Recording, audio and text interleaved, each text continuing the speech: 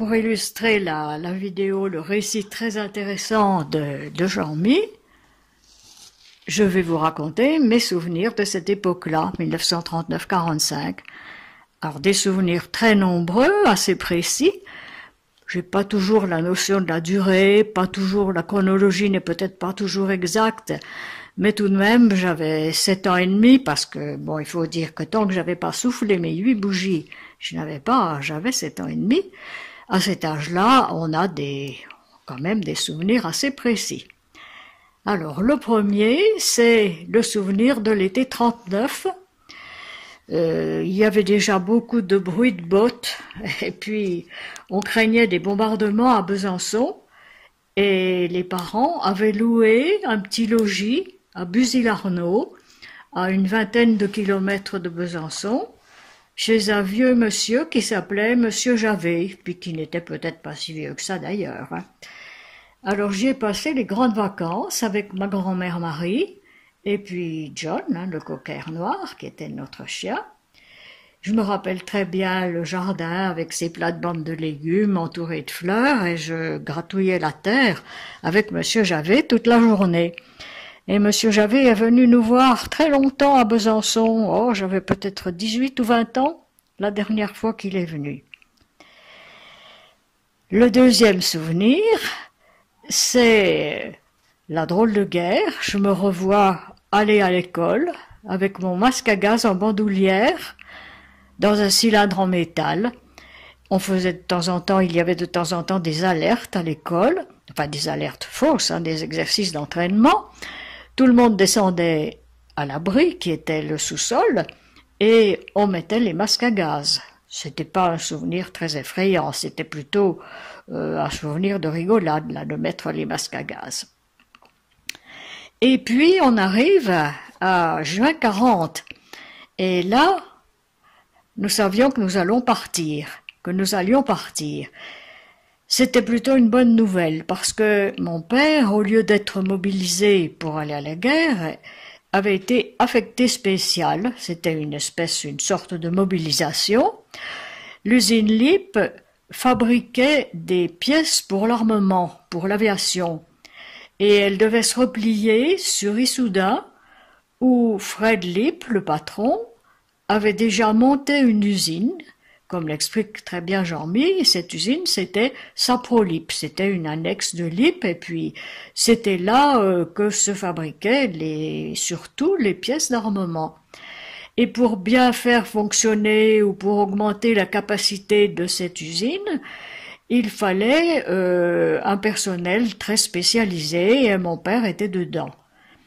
Donc, quand l'armée allemande est arrivée à toute vitesse, plus vite qu'on l'avait prévu, il a fallu partir.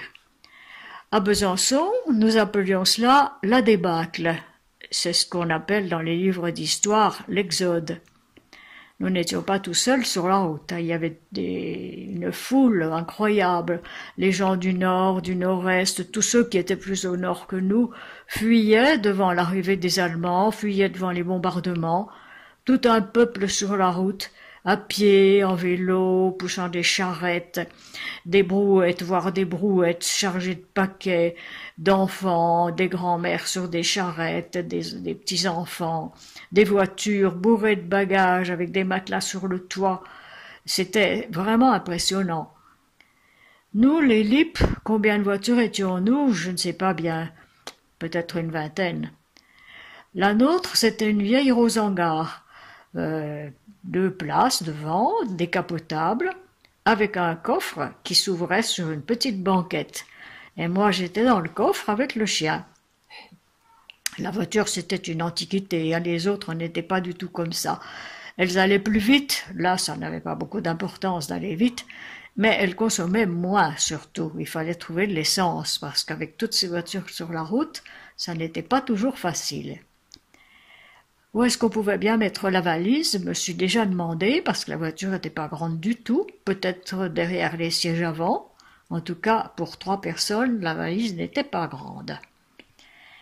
Nous roulions très lentement, bien sûr, parfois au pas, quelquefois ça accélérait. Et quand j'ai vu à la télé tous ces pauvres gens en Ukraine fuyant sur les routes, ça m'a rappelé bien des souvenirs. Mais nous étions sous un soleil, un beau soleil chaud, il faisait très beau dans ce mois de juin 40, tandis qu'eux étaient sous la pluie. L'itinéraire exact, on l'a à peu près reconstitué, c'est Moulins, Guéret, Issoudun.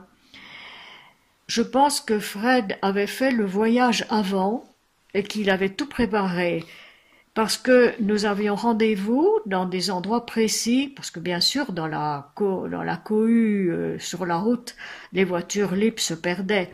Donc nous avions rendez-vous à certains endroits précis, où il y avait une place de village, où on pouvait stationner, où on pouvait trouver de l'essence, et puis où il avait prévu un ravitaillement. Le soir, c'était la même chose. On savait, enfin, on avait rendez-vous à un endroit où nous allions coucher et on dormait toujours sur la paille. Hein. Je me souviens avoir dormi sur la paille dans des écoles, dans des gymnases, dans des granges. Une fois, quand nous sommes passés à Issoudun, nous avons dormi, ma mère et moi, dans une maison où des gens nous avaient offert une chambre pendant que les hommes étaient sur la paille dans une école.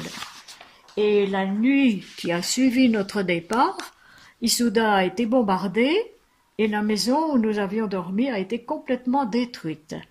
Donc, nous pourrions bien ne pas être là. Alors, quand il y avait des arrêts, je me promenais entre les groupes, j'observais, j'écoutais parler les gens, et je me souviens, à un certain endroit, pas très loin de la Loire, avoir entendu que les ponts sur la Loire avaient sauté. J'étais vite allé l'annoncer, et tout le monde, l'ordre avait été donné de partir très vite, tout le monde était parti très vite, on n'avait pas fait l'arrêt prévu. Je pense que c'était les Allemands qui arrivaient, pas très loin de nous. Quelquefois sur la route, des avions de chasse descendaient en rase-motte et venaient mitrailler cette misérable foule. Tout le monde quittait sa voiture, sa charrette, son vélo, sa brouette et se couchait dans le fossé, courait se coucher dans le fossé. Mais certains ne se relevaient pas. Mais j'ai eu la chance de jamais voir autour de moi ou près de moi des morts ou des blessés, si bien que je n'en garde pas trop une impression de terreur.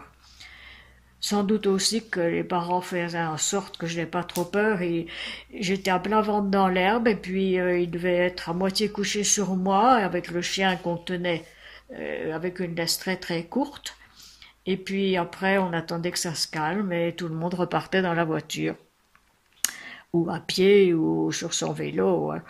Et quelquefois il y en a qui en profitaient pour soulever une voiture pas trop lourde, ça nous était arrivé une fois, pour la sortir de la file et la mettre un peu à cheval sur le fossé, parce qu'une fois qu'on était sorti de la file, c'était pas très facile d'y rentrer. Quelquefois au bord de la route, on voyait des paysans dans leurs champs qui vendaient des bouteilles d'eau du robinet à ces pauvres gens qui avaient soif. Et puis d'autres brandissaient des pancartes pour proposer un gîte pour la nuit. Alors combien de temps avons-nous roulé ainsi, je ne sais pas trop. Dans mes souvenirs, c'est long. Dans mes souvenirs, on a voyagé comme ça très longtemps. Peut-être que c'était moins, bien sûr. Alors je vous ai parlé tout à l'heure de notre passage à Issoudun. Nous ne nous y sommes pas arrêtés cette fois-là. Je ne sais pas pourquoi, puisque l'usine Saprolip était à Issoudun. Peut-être que nous allions retrouver une partie du groupe qui s'était perdu et qui était allé jusqu'à Mazamet.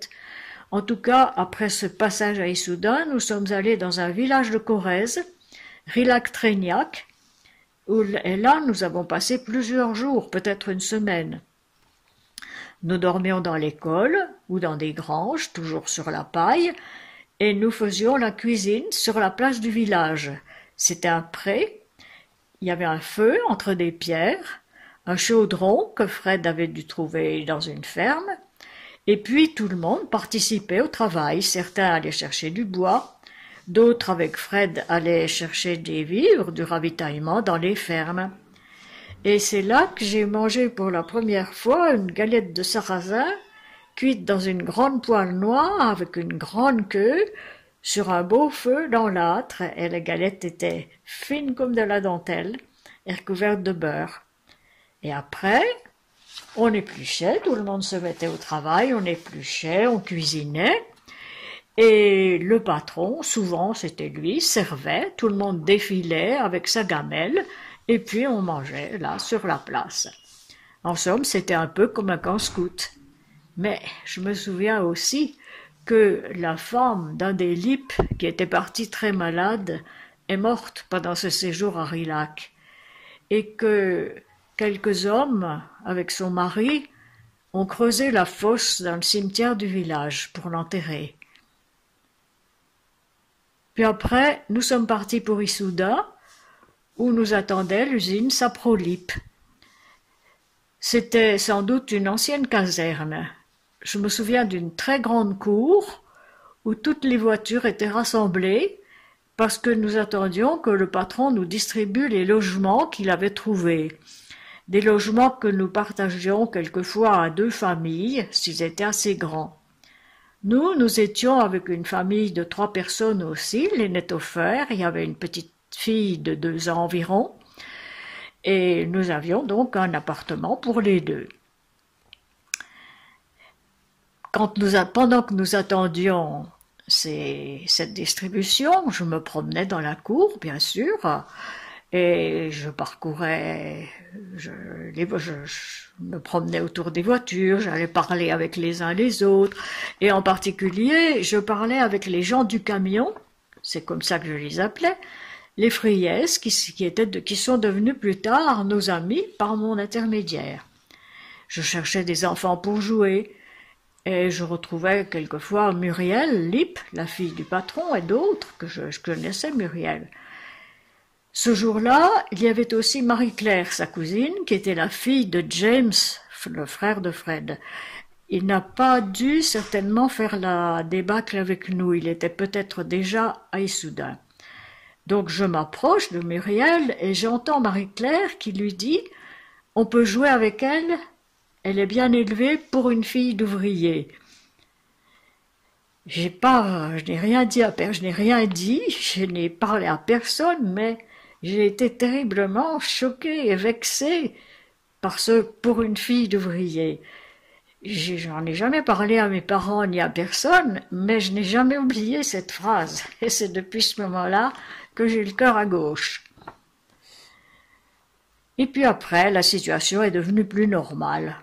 Nous avons vécu à Issoudun, Jean-Mi est né le 2 mars 1941, et puis il a fallu partir plus au sud parce que les Allemands s'approchaient. Il a fallu partir à Valence, qui était en zone libre. C'est le moment où on a découpé la France en 2, la zone occupée et la zone libre. Alors une usine d'armement où le patron s'appelait Fred Lippmann, bien sûr, il valait mieux s'en aller. Hein.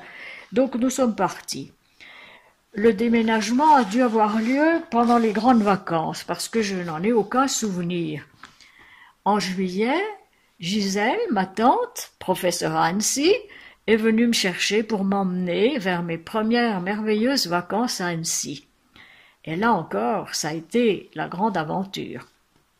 Nous avons fait le voyage dans des wagons à bestiaux, en sautant du train qui ralentissait juste avant la gare, quand il y avait un changement. Alors les wagons à bestiaux, c'était bien sûr ces wagons qu'on voit encore, où il y avait marqué chevaux, je sais plus combien, moi peut-être 20, et puis hommes 50, et c'était les mêmes wagons qui ont été utilisés pour emmener les déportés vers les camps de la mort. Quand nous sommes arrivés à Annecy, j'ai découvert le lac, les montagnes, une autre vie.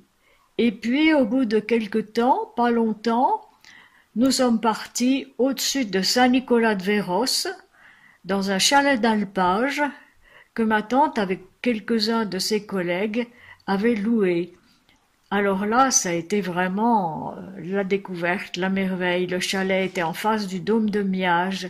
on entendait gronder les avalanches, euh, toutes les semaines, enfin, quelquefois, de temps en temps, certains partaient avec un sac à dos pour chercher du ravitaillement au village.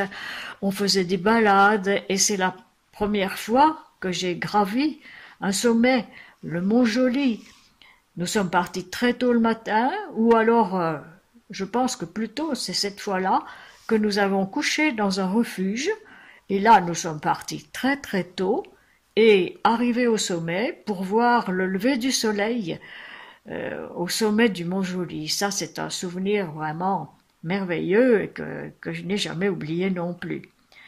Alors, après ce séjour à Annecy et à Saint-Nicolas-de-Véros, je me suis dit, dès ce moment-là, que plus tard, je viendrais vivre pas très loin de ces montagnes enneigées. Et puis après, nous avons vécu à Valence, avant de regagner Besançon, quand la zone libre a été occupée. Les Lipp sont repartis à l'usine Lipp de la rue des Chalets pour reprendre leur travail. Et Fred, bien sûr, n'est pas reparti avec eux parce que il valait mieux qu'il se cache ailleurs. Il est sans doute parti dans la résistance, il n'a jamais dit où il était allé. Mais ses parents, qui étaient restés à Besançon, ont été emmenés à Auschwitz et n'en sont jamais revenus. Et puis le reste, à Besançon, c'est de la vie courante. L'appartement de la Grande Rue, puis les ragots, la naissance de Pierre, de Michel, de Dominique. Mais à mes souvenirs de guerre, il faut tout de même que j'ajoute la libération.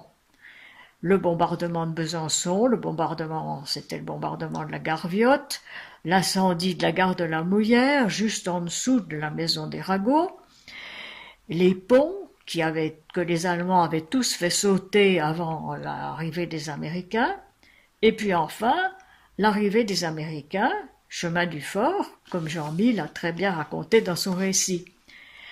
Nous, pendant tout ce temps-là, nous étions dans un abri, sans doute très relatif. C'était la cave à pommes de terre de nos voisins du dessus, les Rois. Et la cave était creusée dans la pente du pré, derrière leur maison. Nous étions tous là, les deux familles, en écoutant les bruits de la guerre. Alors là, le sifflement de la bombe qui va tomber, sur qui, à la fin, on n'en sait rien, des obus qui éclatent tout près, dans le bois derrière, ça, c'est vraiment effrayant, c'est vraiment des souvenirs terrifiants. Et puis, quelquefois, quelqu'un sortait pour aller traire les chèvres. Il y avait la chèvre des rois et la nôtre, la Jeannette. Et il fallait boire le lait de chèvre tiède. Et ça, c'était vraiment dégoûtant. Mais on n'avait pas grand-chose d'autre à manger tout de même. Et puis après, au bout d'un moment, enfin, ça a duré quand même assez longtemps, hein. Et puis après, les bruits de guerre se sont calmés et on n'entendait plus rien. Et tout d'un coup, il y a eu une grande clameur. Nous sommes sortis et la clameur venait du côté du chemin du fort. Alors on est tous descendus par le petit chemin et on s'est installés. On a vu depuis le muret au-dessus du chemin du fort, on a vu arriver les Américains.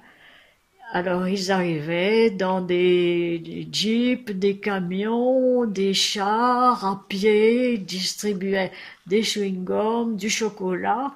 Tous les gens étaient sortis, tous les gens étaient là autour, poussaient des cris de joie, des applaudissements. C'est vraiment là un beau souvenir, ce souvenir-là. Je me souviens qu'une voisine dont le mari était à la guerre et qui n'avait pas de nouvelles, allait demander aux soldats américains s'ils n'avaient pas vu son mari. Ça nous avait fait rire. Enfin, c'était un rire jaune, mais enfin, ça nous avait quand même un peu fait rire. Et le reste, c'est par là que je vais terminer mon récit, sur ces cris de joie et sur ces applaudissements. Mais il y a quand même quelque chose qu'il faut signaler. Je me rappelle qu'on traversait le Doubs après, sur des ponts de bateaux que les Américains avaient mis en place pour remplacer tous les ponts qui avaient sauté. C'était des grandes barques gonflables qui étaient côte à côte, et dessus il y avait un plancher et on passait le Doubs comme ça. Il y en avait un pont Bregy, il y en avait un autre du côté de la passerelle et puis probablement un troisième plus loin. Voilà la fin de mes souvenirs pour illustrer le beau travail de Jean.